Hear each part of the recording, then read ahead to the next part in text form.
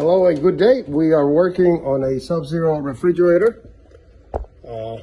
It's a 590 series, and basically what the problem is that the ice maker is producing a lot of ice, but it's not dispensing. So this is what the problem is, where the little flap door gets embedded with ice and it doesn't allow the ice to come out, and it just lingers inside the ice chute. As you see, there is no ice right now in the ice chute, but there's ice here. So there is a heater that goes around this little box, and what happens is that heater doesn't allow the moisture to stick to the little flap and then cause this problem. Basically, what you need to do is you need to take the light cover off.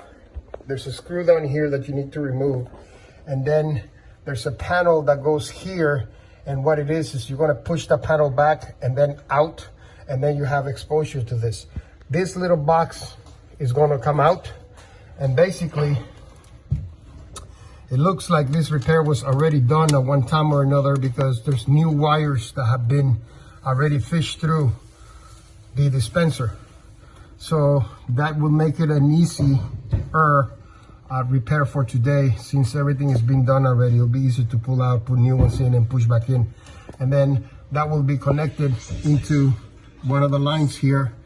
There's a hot line and a neutral line that needs to be connected to, so that it can then get a little heat and keep that away. I'll make a second video so you can see the more in detail what has to be done in removing the little cover.